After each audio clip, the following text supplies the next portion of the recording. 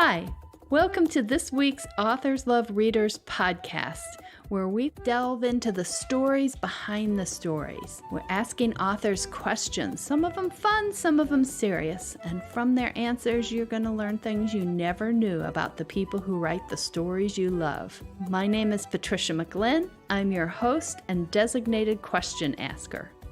I'm Laura Durham, and I'm an author who loves readers. Now, let's start the show. Hello, welcome to this week's edition of Authors Love Readers podcast.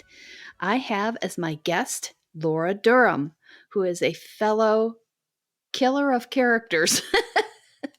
And we know each other. We met, and you listeners must be so sick of hearing this. We met at Novelists Inc. and a few years ago and started talking about killing characters. So, Laura, welcome to Authors Love Readers podcast, and tell us a little bit about what you write. Thank you. Well, I write, as you know, cozy mysteries, and preferably traditional mysteries. And they feature around a wedding planner in Washington, D.C., because I was a wedding planner in Washington, D.C. for over 20 years. So the books are very closely related to what I experienced and some of the crazy characters that I worked with and worked for. And as I tell people, after planning that many weddings, I had a lot of people to kill. I'll bet. Now, were you originally from Washington? No, I'm from North Carolina. Because I lived for 23 years in the D.C. area. I worked at the Right. Washington Post and lived in Arlington. Yep, absolutely. I lived in Alexandria. I saw some of those people who might have been your clients. Did you have a variety of clients, or? Well, definitely over the years it changed and didn't start out high end. It ended up high end with a lot of politicians, professional athletes, actors.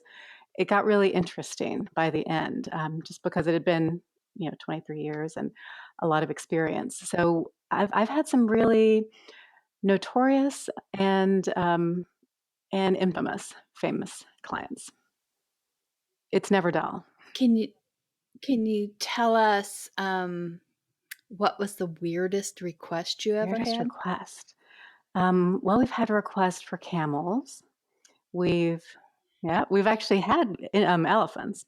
We've had elephants down Constitution Avenue at 5 p.m. on a Friday night, which I would not recommend that. but we've done that. Gosh. It's funny because what you think is unusual changes. So things that I would normally think were unusual, by the end, I didn't blink twice. So it's hard to think of unusual because I think with weddings, everything is a little bit unusual. Penguins are something that you can rent for a wedding as well. So I have seen llama rental now, which is a new thing. And I'm very sad that I did not get to rent llamas for a wedding. It's a real regret. So I want to ask you if one of my favorite questions is, what interesting or weird jobs have you had? But I have to say it in addition to this. Exactly. I mean, in addition, I don't know if there's anything weirder than being a wedding planner for the famous and infamous. I've waited tables. I've done kind of some of the usual things. I actually worked as an editor in a publishing company when I first got out of college. So that was more traditional. But weddings really just gave me so much fodder for books. I don't ever have to do anything else. And I will have enough stories to last a lifetime. It is wonderful to have an unending supply of people to kill. That It is really absolutely is true. And I think it's really interesting, too, the juxtaposition of a wedding, and where at least it should be happy and, upbeat, and that's the goal, and then a murder. Right. Well, weddings really bring out the best and worst in people. So I think it's the ideal place to have a murder or to have something go terribly wrong. When I was planning to write the books before I wrote them, and I was researching, and I started to look at my weddings in a very different way.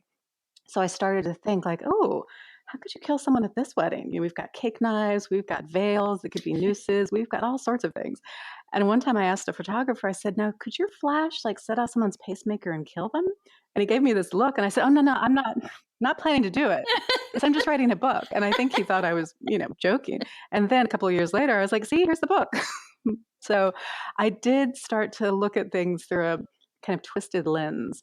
So were you starting to write while you were still planning weddings? I was. My first book came out in 2005. So I was still in the thick of things. And I actually would kind of work sometimes on the backs of napkins at weddings or my wedding schedule. I'd be sketching things out or brainstorming with my vendor team for titles. I had a photographer once come up with one of my titles, which was very helpful.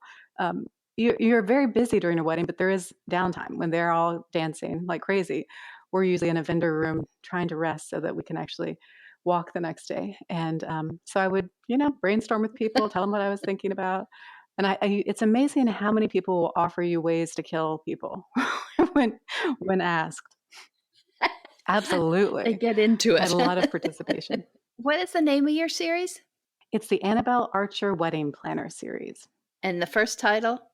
Better Off Wed. And like many cozies, there are a lot of puns in my titles. So I actually I have a whole box where I write down every pun and expression I can think about that has to do with weddings. And so when I need a new title, I go in and just try to rack my brain of how I'm gonna connect it to weddings. Yeah, that's really tough. I have started a cozier mystery series, and I purposely am staying away from the puns because I thought that's too hard. That's just too hard. It's not a bad idea. Well, you get into it, and now I'm trying to get a title for book 12, and I'm like, gosh, I don't know how many more wedding-related puns there are. Nah, you'll find them. You can always hold a contest and ask your wonderful readers to come up with ideas. Very true. I might be doing that soon. Yeah. So let's go back and let the readers get to know you a little bit. And Sure. let's see. Do you have any stories? Like, did you know you were going to be a writer, or did you have stories before you started writing where you thought you didn't like the end? It just didn't work, and so you rewrote it, whether you did that physically or mentally. Can you think of any? Interesting. I don't know if I did that when I was a child, in the sense that I would rewrite, as my mother says, almost identical books from the books I would read, like the Laura Ingalls Wilder books. I kind of rewrote my own version. Oh. Very similar when I was about 5 or 6, and so that kind of copying was what I first did. And just the books that I loved, I would write my own version with maybe like just a few changes. So I think that was the first time I rewrote it without changing it.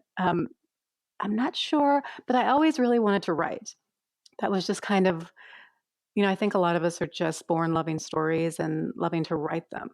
And that was what I did from the beginning. Can you identify which books or stories triggered that in you as a child, that love of stories? I loved Enid Blyton's books, British writer, The Famous Five Adventures. I somehow got my hands on those and really loved them. And I read them and reread them. And I do have a tendency of rereading books that I love. Like, I have some favorite books I've read 10, 20 times. So, and as a child, I did that even more. And I think it was a way to teach myself how to write like the people I loved wrote. It's interesting because asking fellow authors about whether in their pre-author days they rewrote the endings or rewrote parts of stories. Mary Jo Putney, for one, and I also believe that this can be an indicator early on that somebody might be headed toward being a writer. But as you were talking about rewriting or writing the story yourself with a few little changes, I was struck by how similar that is to painting, and how people go and copy the masters, to learn the techniques. And that's really interesting. So that you may have opened my eyes to a whole different approach, and another way to spot authors early. Right. And I would read a book and I would say, oh, they used a hyphen there, or quotation marks. I learned how to do quotation marks through reading books instead of before I was ever taught, because I was like, that's what the grown-up writers do. And so I wanted to copy I wanted to be exactly like the writers that I read. And so I would copy, and sometimes incorrectly, like I would put quotations maybe where they weren't supposed to be, but I tried so much to mimic them because I just wanted to be like them. And so a lot of that was even just with the formatting and how I thought it looked and indenting. And so I never had a problem, with kids. You're always like, indent and do this. I was on top of that. That was how you looked like a grown-up writer. And that's what I was going to do. So did you have the concept from that early an age that it was something that you could do for a living? Was that the plan to be a writer? I did. It was my grandmother was a playwright, and Ah. although she didn't necessarily support herself for that because she was also married, and especially in that time of like in that Mhm. time of the world, she she was married and so didn't need to support herself, but she was a playwright and she also taught writing. So I was aware that that was something that was acceptable, at least in my family. That was something that you could do, and it was an okay thing to write, and that would be your thing. And so I was fine with that being my thing. That's cool. That's wonderful. Have you ever seen or read any of her plays? I have her plays. They were performed a lot in high schools back in the 50s, and she got royalties for them up until her death. So, a little bit here and there, but she continued to get royalties. Yeah. And they were very charming. So I've definitely read them, and I have copies of most of them. The old fashioned kind of, they were printed in the 50s. So they're like those playbooks, those old fashioned plays, and, high schools would put them on, and they're very charming. They fit that genre. Um, so it's kind of a blast from the past to read them just because the mores are That's so cool. much of that time period. I don't know if they would transfer well now, unless you did it as a nostalgic thing. Well, they're doing World War II right now, so the '50s should be pretty soon as historical and as a hot topic. Yep. Um, okay, let's do some classic simple ones. What's your favorite taste? I love anything with lemon. Oh, Yeah. okay. Now, sugary lemon preferably. I mean, like I want it with lots of sugar. I was just gonna ask if you didn't like the Oh no, I sweeter love like stuff, lemon but you're bars, okay. lemon cake.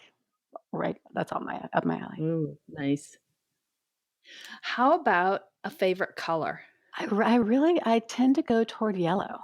Do you wear a lot of yellow or more like you surround yourself with it? No, I do. If I'm going to wear something, I usually I'll pick something red.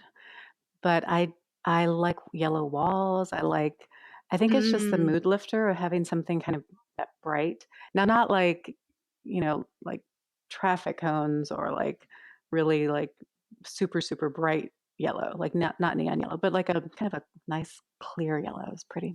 I had a hallway painted up, two-story foyer entry, and I was telling my sister the painter goofed a little on the color, and I said I'm going to have it repainted. It's too yellow for me, and she Mm. gasped. Said, I didn't think there was such a thing as too yellow for you. That's so Yeah, funny. I'm with you. I'm with you. I like that. Make it cheery, make it bright. Exactly. Yeah. So, how about music? Let's talk about music. Do you write to music? Do you have songs from, your younger days, high school or college? Was there something that was really significant to you? A- And then now.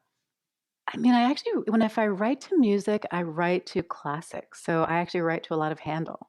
Like if I'm really wanting to get in it, I put on Handel's Messiah and I just crank it out. I figured if he wrote that in what was it, the short amount of time that he did, that it must be able to help me write faster. And usually it does.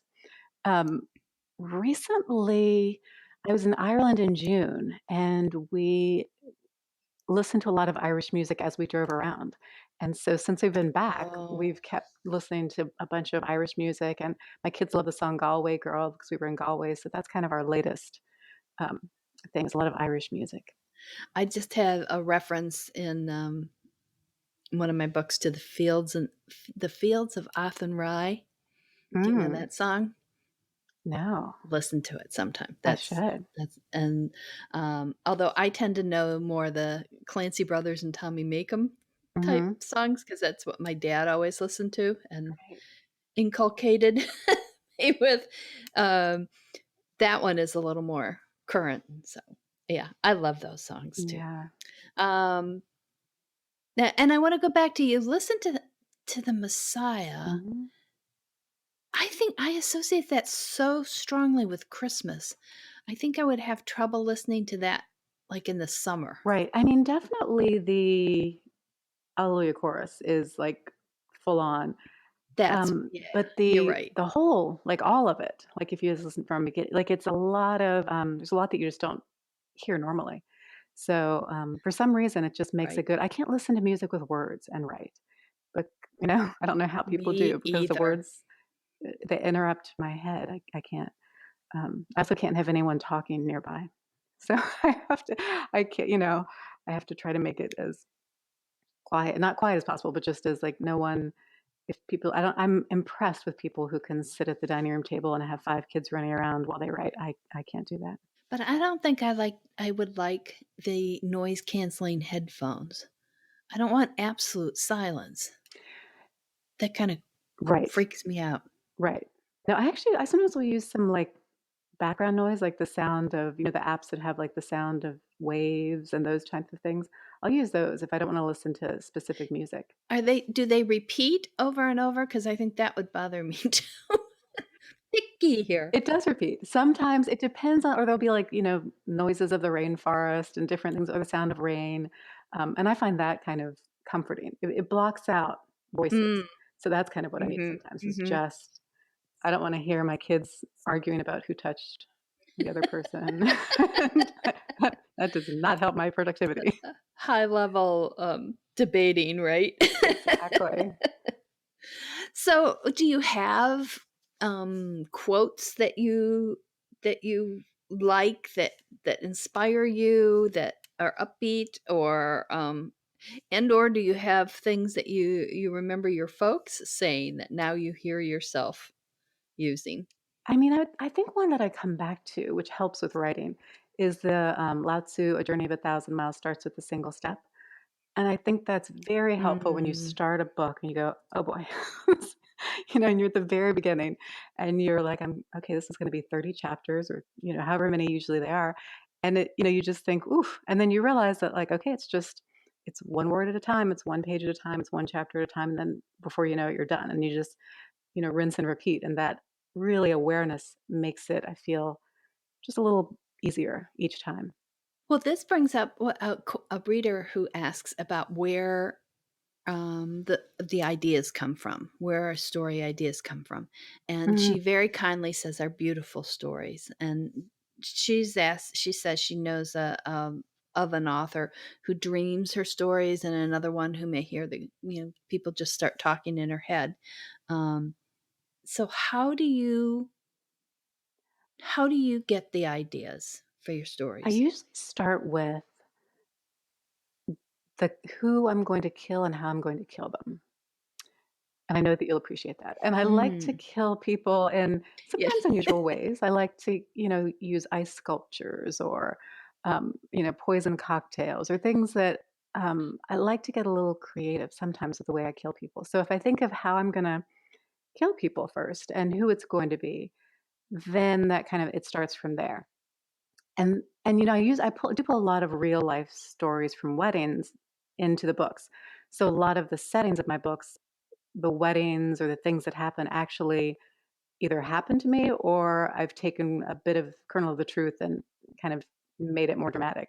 But a lot of times I don't need to make it more dramatic. Mhm. I mean, Mhm. a lot of times I don't need to exaggerate anything because it was just that crazy. So that makes it a little bit easy. And the characters by now in my series, since it is 11 books, I know them very, very well. So they do start talking. So as soon as I know what's going to happen, I just kind of let them go, and they chat away in my head. And sometimes when I'm not writing, I decide or I know what they're going to be saying to each other. So do you research those death methods?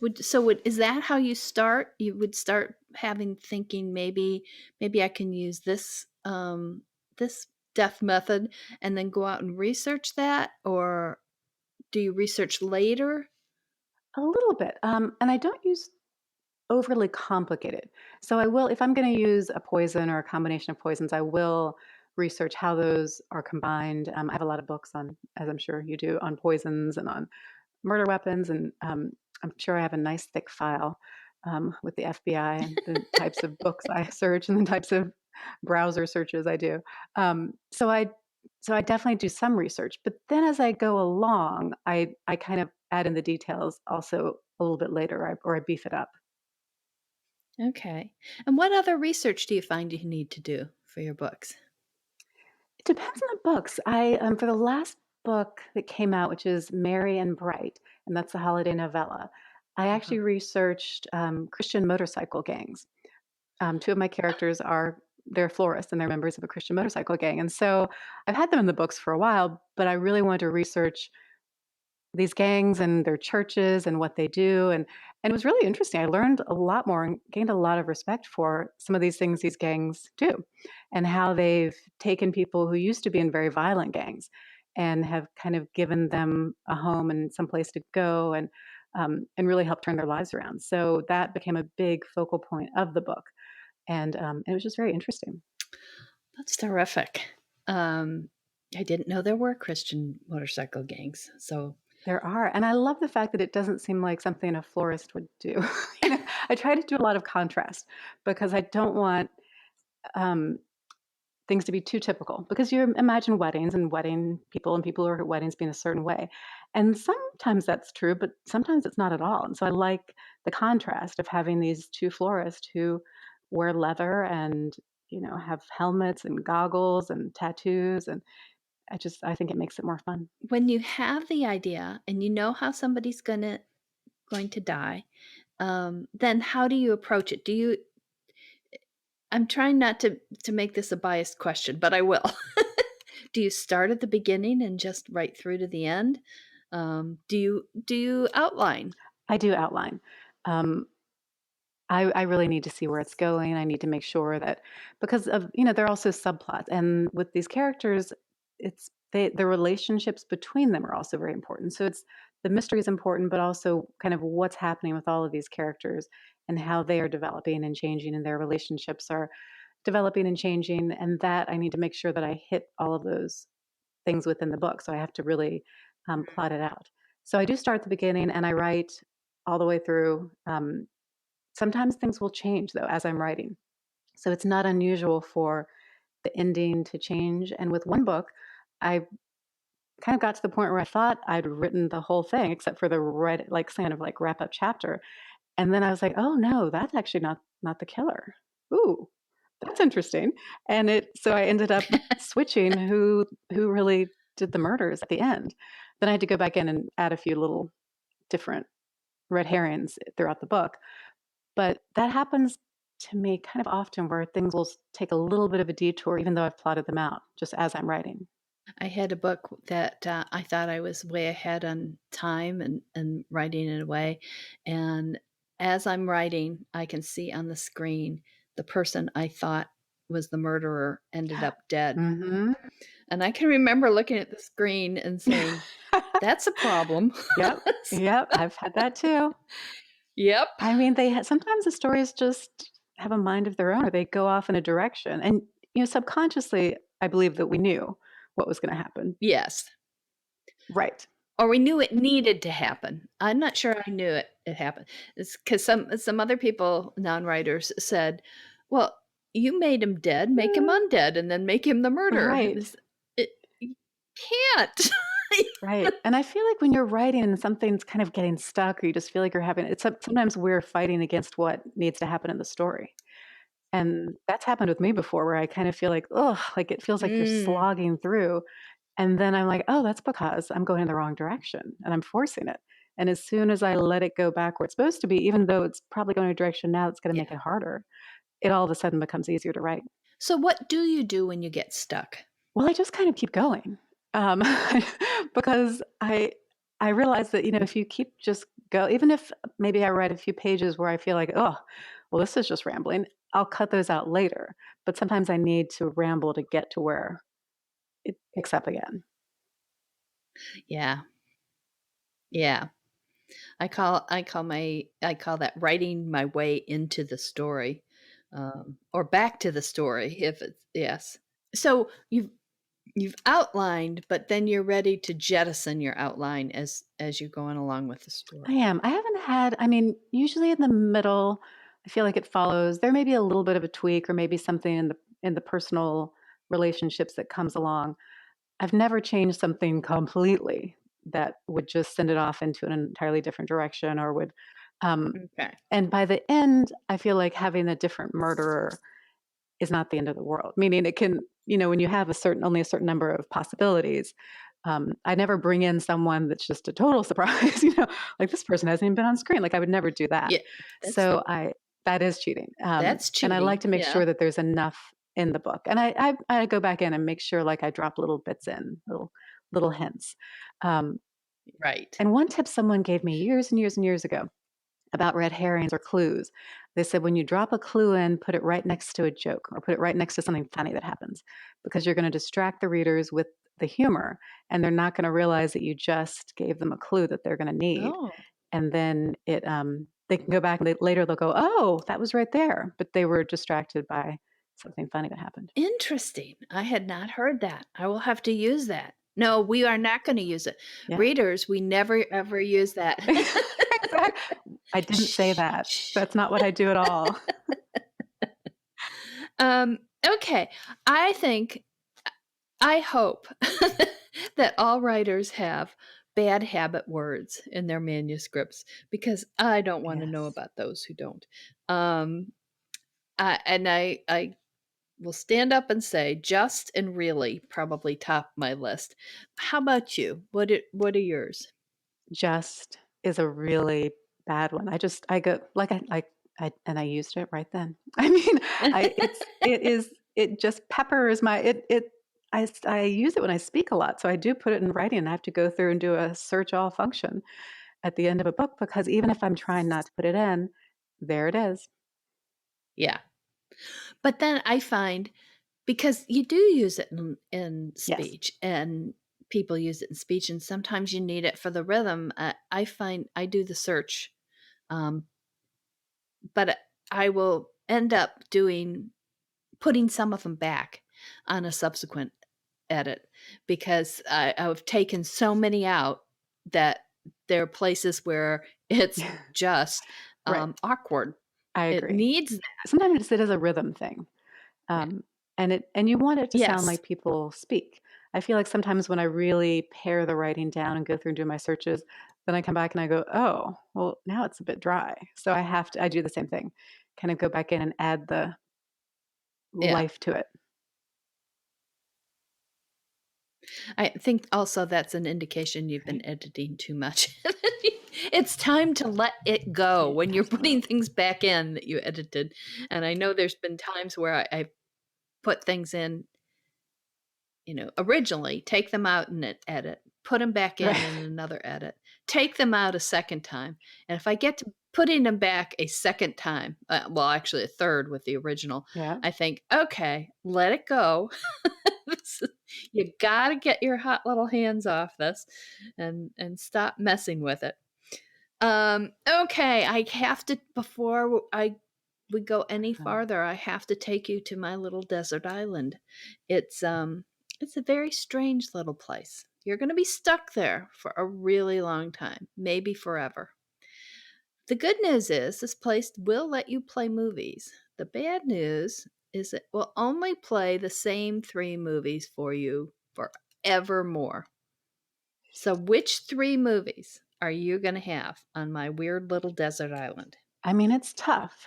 And a part of me would like to say a lot of really beautifully acted classic movies, but that is not the reality. I would probably go with The Princess Bride, The Goonies for Oh, just nostalgic and 80s love, and then Thor, and that one is for Chris Hemsworth. If I'm going to be on that island the wow. rest of my Okay. life, Chris is going with me. I like to kind of figure Mhm. if there's a connection among them, and I'm not seeing a whole lot. Right. Yeah, That's yeah. interesting. Maybe are they answering different needs for you? Oh, I think so, for sure. And kind of different, parts of my life as well. So, The Princess Bride is just such a classic, and I feel like I could probably not pick it and just rely on myself to recite the whole movie. So, there's that. I could do that. I think The Goonies is just one that like I loved as a kid, and it just has that nostalgic feel, and all these, actors that were young when I was young, and I kind of love that. And again, Thor is if I'm going to be on that island for a long time, I prefer to have Chris Hemsworth with me. Okay, okay. There was a really interesting audiobook I listened to about the making of The Princess Bride, by Carrie Elwes. Is Carrie that how? Elways, yes, I heard that Yeah. one. It wasn't that interesting? I Yeah, liked that book a lot. I thought it gave a lot of insights and background that added to the richness of the watching the movie the next time. absolutely. So, And I was fascinated by the parts about the author. How, I thought that was really uh-huh. interesting, and kind of his neurotic love of the book so much that he kind of couldn't be there without being a total wreck on the set, which I could relate Yeah. to. Yeah. I feel like that would be me. Yes. Yeah, it would be really hard, I think. I'd have to just say, okay, this is not Absolutely. mine anymore, which is No, never easy for me because one of the things I like about writing is it's my world and I get to rule it. So, but as right. much as the characters let me, anyhow. So that would be really difficult, and I understood that too. Yeah, I like the stuff about the all the background about the sword fighting. Um, Oh, that was great. yeah, So interesting. It makes you look at the movie very differently it when does. you kind of listen to it, and hear that he was actually knocked out in one of the scenes, and that's Uh-huh, the scene that ended up in the movie. It's very uh-huh. interesting. Yeah. So I hope we've tweaked people's interest in that. I think it's called Making of the Princess Bride, isn't it? I think it's called As You Wish, and then it's like the making You're of the right. You're princess. Yeah, right. And that's the subtitle. yeah. Yeah, that's of course. Duh. Are there any questions I haven't asked you that you'd like to answer? Gosh, I don't think so. Okay. And tell readers where they can find you, your website. We'll have all the URLs in the show notes, but just give them a quick one here. Sure. It's www.lauradurham.com. Great. Now we go to my very favorite part, the rapid fire either ors. Oh, okay. You ready? I think I'm ready. Okay. First one, binge watch or make the watching last as long as possible. Ooh, binge watch and then complain that it's over. Cruise or trekking vacation. Trekking. Ice cream or cake. Ice cream. Spring or fall. Spring. Leggings or sweats. Leggings. Nail polish or bare nails. Bare nails. Sailboat or motorboat. Sailboat. Mustard or ketchup. Mustard. Winter Olympics or Summer Olympics. Summer Olympics. Opera or show tunes. Show tunes. Coffee or tea. Coffee. Day or night. Day. Cat or dog. Cat. Hot air balloon or train trip. Ooh, hot air balloon. Daisies or roses. Roses. Mountains or beach. Beach. Appetizer or dessert. Dessert. And jigsaw puzzle or crossword puzzle. Ooh, crossword puzzle. Heels or slippers. Slippers. Hiking boots or cowboy boots. Hiking boots. Pickup or sports car. Sports car. House decorating or gardening. Gardening. Paper plates or best china. Best china. And the last one, grab the best first or save the best for last. Ooh, save the best for last. This was terrific, Laura. And you are impressive. I don't think you cheated at all, except for maybe on that first one. Most of the authors are negotiating and maybe and That's sometimes. so funny. I know. Well, there were times that I wanted to say both, but then I was like, well, that's not the game. Yay, good for you. played the game. Thank you. You're welcome. And thank you so much for spending this time with us, Laura. Really appreciate it. Thank you. It was fun. And I hope readers will come back and listen next week to another episode of Authors Love Readers podcast.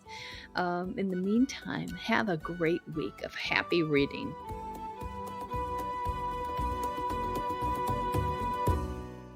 That's the show for this week. Hope you enjoyed it, and thank you for joining Authors Love Readers podcast. Remember, you can always find out more about our guest authors in the show notes, and you can find out more about me at www.patriciamclinn.com. You can also send in questions to be asked of future authors at podcast@authorslovereaders.com. Until next week, wishing you lots of happy reading. Bye.